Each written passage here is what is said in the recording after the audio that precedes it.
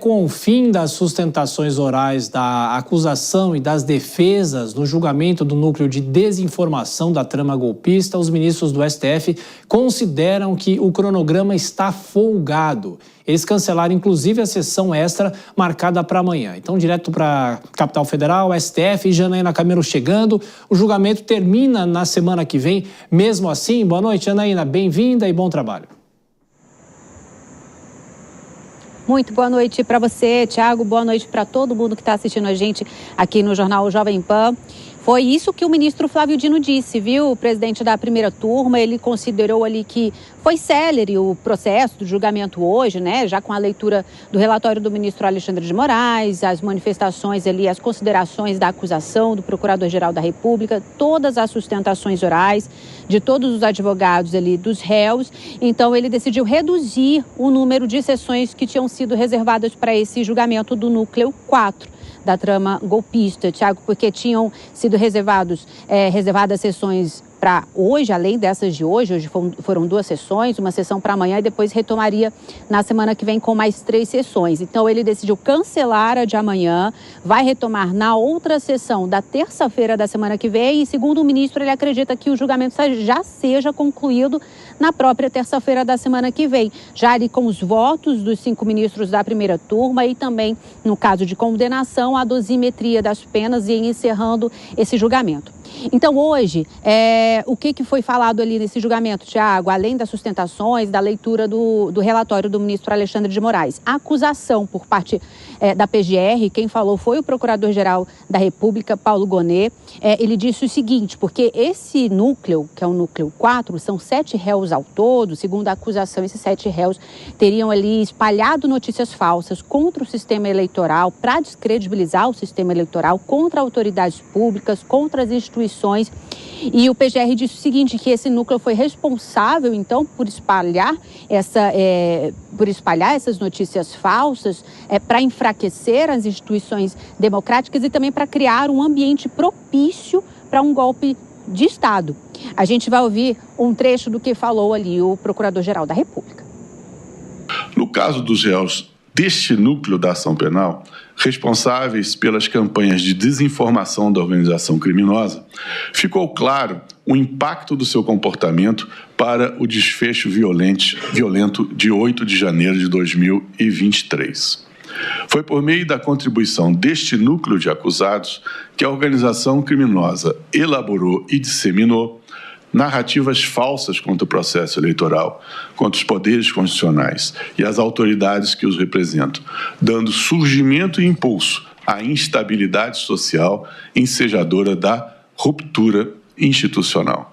A revolta popular verificada ao final do iter criminis tem relação causal com a trama gerada e insuflada pela ação deste núcleo de acusados.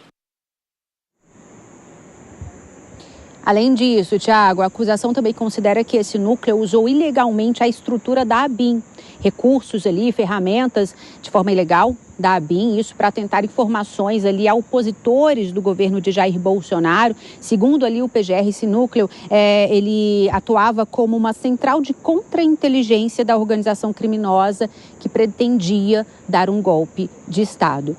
Então, esses 7 réus, dos 7 do total, ali 5 têm altas patentes no Exército, são militares do Exército, um policial federal e também o presidente do Instituto Voto Legal, que foi um instituto que apresentou ao TSE, logo depois das eleições ali, do resultado das eleições de 2022, um relatório, né, que contestava o resultado ali das urnas que deram vitória ao presidente Lula. Então, agora, Thiago, o julgamento vai ser retomado na próxima semana, com a pretensão ali, segundo o ministro Flávio Dino, de já ser concluído na terça-feira com todos os votos, viu? Com você. Janaína, queria te perguntar sobre o deputado Eduardo Bolsonaro, porque hoje a PGR se manifestou contra o pedido de prisão do parlamentar. Efetivamente, o que acontece? Quais são os argumentos para esse veto? Pois é, Thiago, essa foi a manifestação ali apresentada hoje pelo Procurador-Geral da República, lembrando que esse pedido de prisão preventiva de Eduardo Bolsonaro foi um pedido feito por parlamentares, o líder do PT na Câmara dos Deputados, Lindeberg Farias, a deputada do PSOL, Talíria Petroni. Eles apresentaram esse pedido aqui ao STF. E o ministro Alexandre de Moraes, que é o relator ali daquela investigação, aquele inquérito contra Eduardo Bolsonaro pelo crime de coação no curso do processo, ele resolveu então enviar esse pedido para a Procuradoria-Geral da República para uma manifestação. Então hoje chegou esse parecer do procurador Paulo Gonet, dizendo o seguinte, a gente até tem aí na tela, Thiago, um trecho ali desse parecer em que ele explica que os parlamentares não têm legitimidade para apresentar esse pedido de prisão, que na verdade caberia apenas à Polícia Federal, né, depois de uma investigação ali, porque é dentro do inquérito, ou mesmo caberia ao próprio Ministério Público Federal, ali a PGR. Então essa é a justificativa do Procurador-Geral da República. Nesse mesmo pedido de prisão, os parlamentares também pediam ali a suspensão dos salários de Eduardo Bolsonaro e também pedindo a cassação do mandato dele de parlamentar. E nesse despacho enviado hoje ao ministro Alexandre de Moraes, Paulo Gonet também diz que esse caso sobre os salários, sobre o mandato parlamentar já está em curso, né? Ali uma análise sobre isso já está em curso na Câmara dos Deputados com um processo que foi aberto para avaliar a cassação do mandato de Eduardo Bolsonaro ali na CCJ. Tiago. Então esse é o posicionamento da PGR. Janaína Camelo com o Judiciário em Brasília. A gente volta a se falar daqui a pouquinho.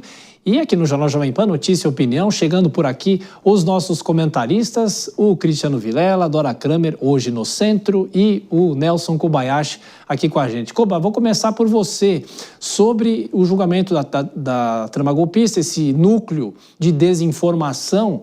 E será que os trabalhos estão andando no cronograma a ponto de se cancelar o julgamento, a audiência que estava marcada para amanhã? Bem-vindo, Kobayashi, boa noite. Muito boa noite, Thiago, boa noite a você, a Dora Kramer no centro hoje, ao Cristiano Vilela, a todos que nos acompanham aqui no Jornal Jovem Pan.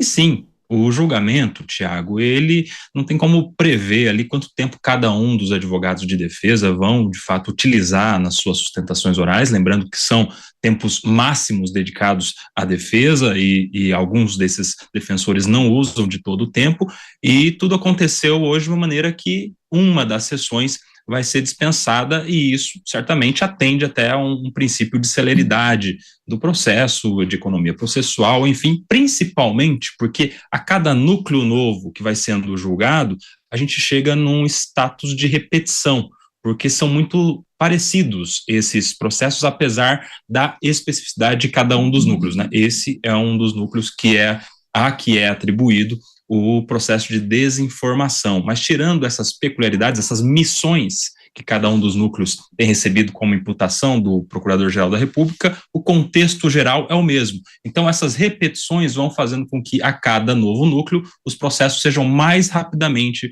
julgados. Isso justifica a retirada de uma das sessões que estava marcada. Dora, quando todo esse processo começou, a gente discutiu muito se ia invadir o ano eleitoral. Ao que tudo indica, deve terminar no fim do ano mesmo. Tudo bem, Dora? Boa noite, bem-vinda. Boa noite, Thiago, Vilela, Kobayashi, boa noite a todos.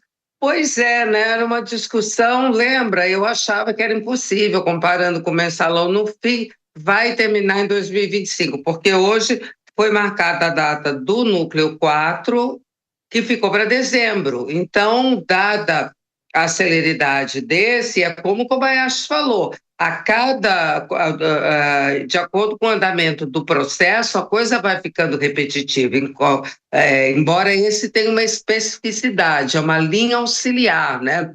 Trabalhava com desinformação e espionagem não autorizada, usando o aparelho do Estado, é uma coisa altamente grave, mas é claro que tem menos apelo midiático, apelo político, do que aquele núcleo que é chamado do núcleo crucial, onde estava o ex-presidente Jair Bolsonaro.